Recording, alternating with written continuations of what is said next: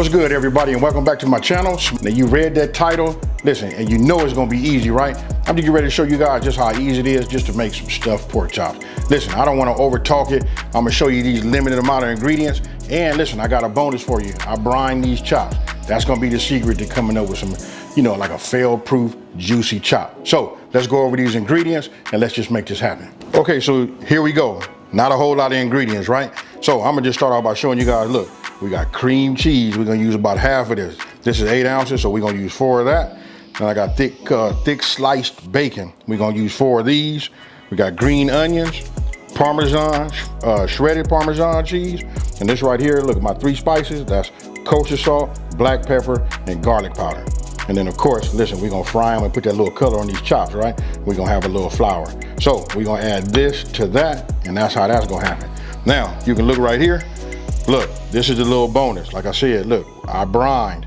I'm gonna give you guys everything you need to know about the brine and how to make it super simple. It wasn't even worth me really showing it unless you guys tell me you want me to just show how I made this pork brine. But I brined it overnight. These are my chops. So now let's just go ahead and start, to assemble. Okay, so the first thing you wanna do is, we're gonna like multitask, right? So what we wanna do is we wanna get our bacon. We're gonna start going ahead and getting this cooked. Now, as my bacon is cooking, now we're gonna go ahead and get our stuffing, right? So we're gonna get ready and get our cream cheese, cut our green onions and go from there. Now here, I'm just showing you that I've used just the green part of the green onions. You can see the size of the slices. This really up to you, but I like that size that you see right there. Okay, got my bacon going, right? Now I'm getting ready to start doing my cream cheese, like my filling, right? So this will be a great time for us to go ahead and preheat our oven to 400 degrees. Now, let's go ahead and start on this cream cheese. Now, like I stated earlier, look, this is like 8 ounces, right? So obviously we're gonna take 4, we just cut this in half.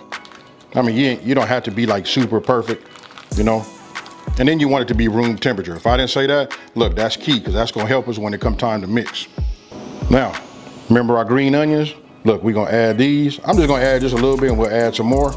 I'm gonna do the same thing with the grated Parmesan, cheese.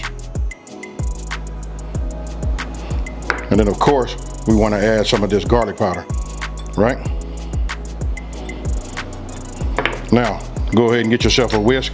And then when you have it at room temperature, just notice how easy it is to just incorporate and mix. It's gonna be tricky, but we just gonna keep moving it around. And when you use a whisk, you see how it goes inside like this?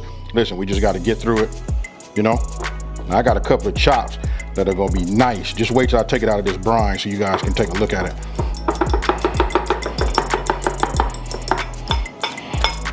Now I'll start adding some more. You can just add the rest. I just wanted, like I say, I like to do everything, in increments, just so that, so I don't put too much or it's too hard to, mix or whatever.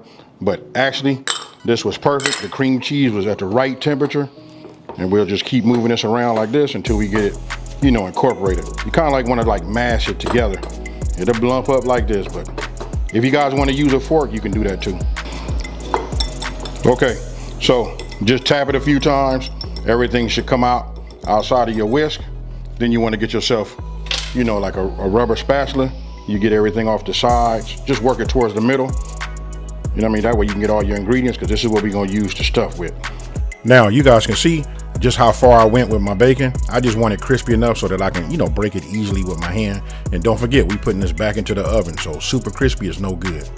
I saved one back, right? Because just looking at this right here, let me break that one. I don't know, this might just be enough. Just using just 3 crumbled pieces of bacon. But let's get it all mixed up.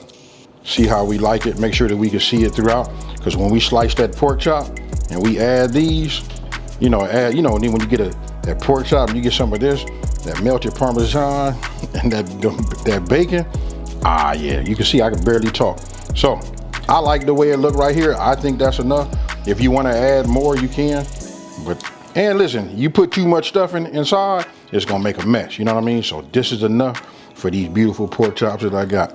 So I'm finna go ahead and take this one here, put this in between some bread, some soft bread, a little mayo. I'm finna have me a little bacon sandwich. Now, what I did was, I'm taking my pork chops out of my brine, right? So I just put a couple of layers of paper towels on the bottom, you know, once I get them on top of that, then I take another paper towel and I just start to pat them dry.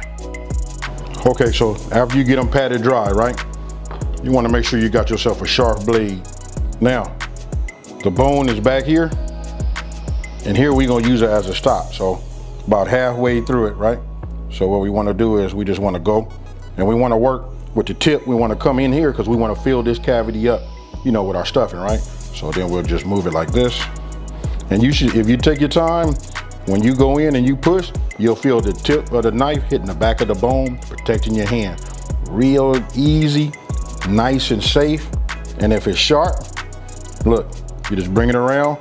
I don't want to cut it too much because you know what? We don't want to like ooze all of our cream cheese. But check it out. We just go like this. But we want to make sure that we getting down to that bone. That way we can get some filling in there. Now, I like that. Let me just show you now. When you open it up, it should look just like that. All right, so go ahead, take your flour. And then you remember your dry seasonings. We're just gonna go ahead and add that. Got myself another whisk. And what I'm doing is, I'm just whisking it, making sure it's evenly distributed throughout the flour, right? Now, got that done. Now you want to get yourself, you know, something flat. For me, I'm gonna use this saucer. This will be just fine. And I have other pork chops which you guys don't see, but this right now, I'm just gonna put something like this. And we'll start with that, right? And so this is gonna be the station when I go ahead and flour both sides of the pork chops. You just saw me set up everything so that we can bread, right? So we can put our flour on. But the thing is, we gotta stuff it. If you stuff it now, you don't get all it, you don't have to mess your coating up. So I'm gonna just go ahead and take some. We'll take it like this, so you guys can see. You just open it up, and you just wanna push it in there just like you see right there. Now that's up to you how much you put in there, but I can promise you, you put too much in here, it becomes way too much and it'll start oozing out. And you kind of like want it to stay flat. So this right here is good. You guys can see that? That's fine. I'll just close it like that. And then also you can get yourself a toothpick and put maybe 3 toothpicks just to close it up. Now I'll do the next one so you guys can see it again.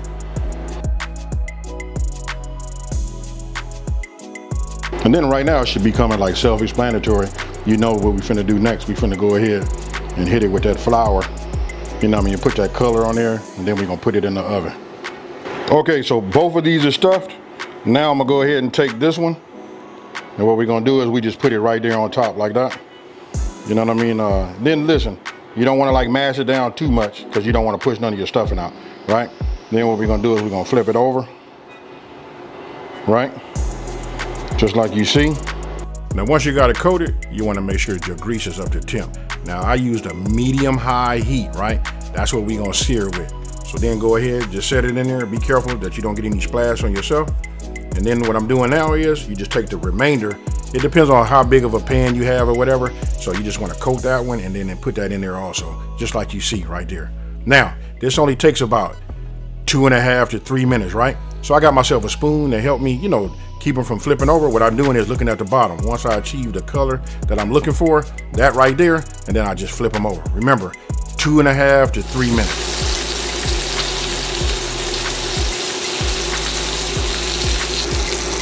Okay, it's been 3 minutes. I checked the color on the bottom. I'm liking what I'm seeing.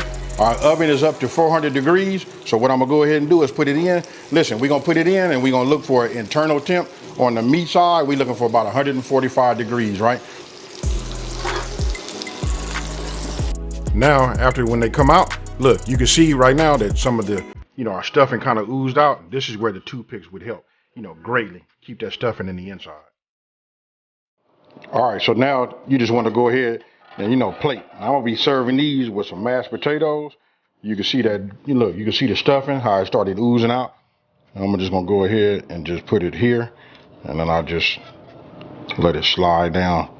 Maybe like mash it in like this a little bit. Now, I want you guys to take a look at this part right here. I'm getting ready to cut it you can just see how tender it is and how juicy it is. And then with that garlic Parmesan stuffing in the inside, oh man, this right here makes for a delicious, you know, forkful. Along with that mashed potatoes. Yeah, I want you guys to let me know what you think down in the comment section below. Now tell me what you guys think about this one here. I got it. Listen, when we brown it, you know, we put that ooey, you know, we get that flavor from the cast iron skillet, right?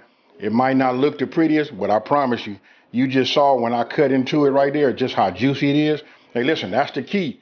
You guys got to start brining your meat. Listen, it's a fail-proof method as long as you don't overcook. Hey, so with that being said, listen, you just saw me cut me a piece. I'm going to go in for my second piece. This time, let me do it like this because check this out. I got a nice big piece right here.